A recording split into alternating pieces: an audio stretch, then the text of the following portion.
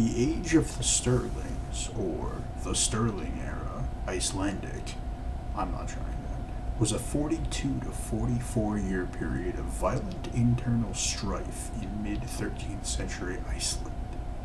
It is documented in the Sturlunga saga.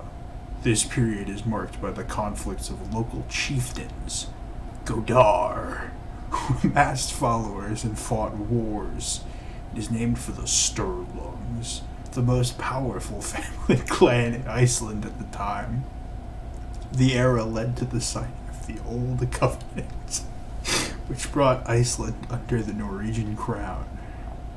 1. Godar. In the Icelandic Commonwealth, power was mostly in the hands of the Godar, local chieftains. Iceland was effectively divided into farthings, quarters. Within each farthing were 9 Godi dominions, Godord. The North Farthing had an additional 3 dominions because of its size.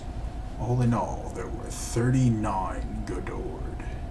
The Godi chieftains protected the farmers in their territory and exacted compensation or vengeance if their followers' rights were violated. In exchange, the farmers pledged their support to the Godi, both by voting in his favor in the Alþingi parliament and, if needed, by taking up arms against his enemies. The power of the Godi chieftains, however, were neither permanent nor inherited. Their status came about by a combination of respect, honor, influence, and wealth. The chieftains had to demonstrate their qualities as leaders, either by giving gifts to their followers or by holding great feasts. If the chieftain was seen as failing in any respect, his followers could simply choose another, more qualified Godi to support. The greatest chieftains of the 12th and 13th century started amassing great wealth and subsuming lesser dominions. Power in the country had consolidated within the grasp of a few family clans. They were the Halkadir of Ernsping, the Adavijar, no, it's like Fjord, Adavijar of Rangelvellier, like it's fucking French, the Aspingar of Skagfjordur, the Vansfjorolingar of Isafjordar, the Svinfellingar of the Eastern region, the Sturlungar of Hjavmin in Delar. At the time, Hakon the Old, king of Norway, was trying to extend his influence in Iceland. Many Icelandic chieftains became his vassals and were obliged to do his bidding. In exchange, they received gifts, followers, and a status of respect. Consequently, the greatest Icelandic chieftains were soon affiliated with the King of Norway in one way or the other. History. Rise of the Sturlungs. The age of the Sturlungs began in 1220 when Snorri Sturluson, chieftain of the Sturling clan and one of the greatest Icelandic saga writers, became a vassal of Hakon IV of Norway.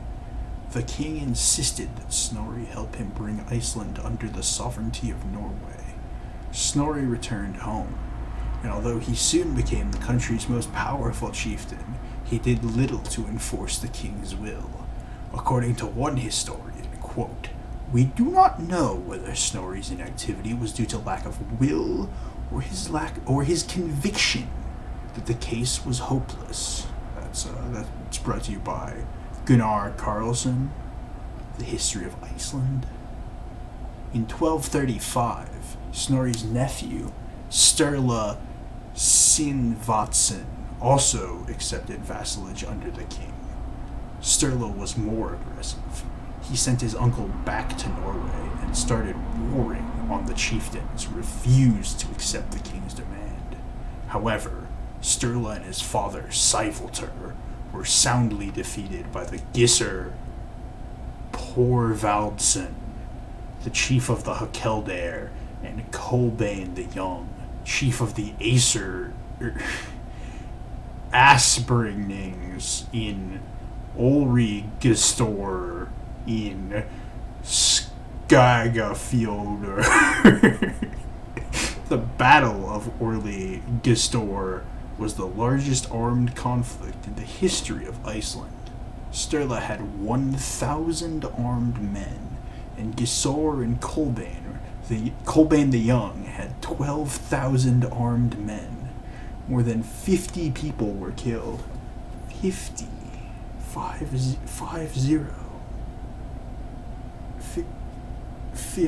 50. After this victory, Gissur and Kolbein became the most powerful chieftains in the country. Snorri Sturluson returned home to Iceland, having fallen out of favor with the king because of his support for Earl Scully in an attempted coup. Gissur Porvaldsson, also a vassal of the Norwegian king, received instructions to assassinate Snorri.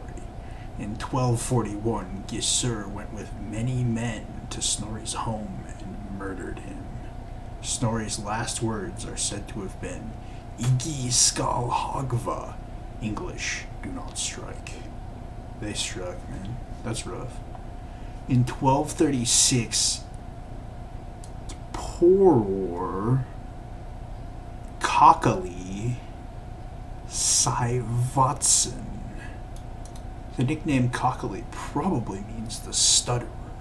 Snorri's brother returned home to Iceland from abroad. He had cause for vengeance, for his brothers and father had fallen in the Battle of Olrigistor. He soon showed himself to be a formidable tactician and leader. 4 years later, the rule of the Asperdings was effectively over.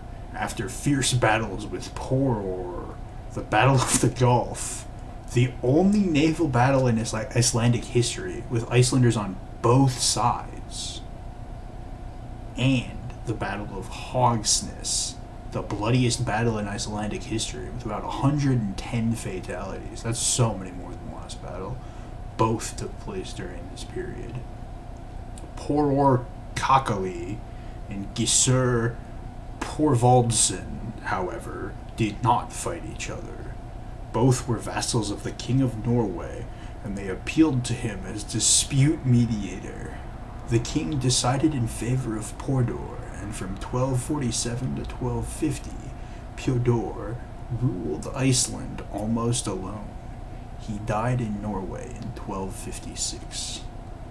End of the Commonwealth. In 1252, the king sent Gissur to Iceland.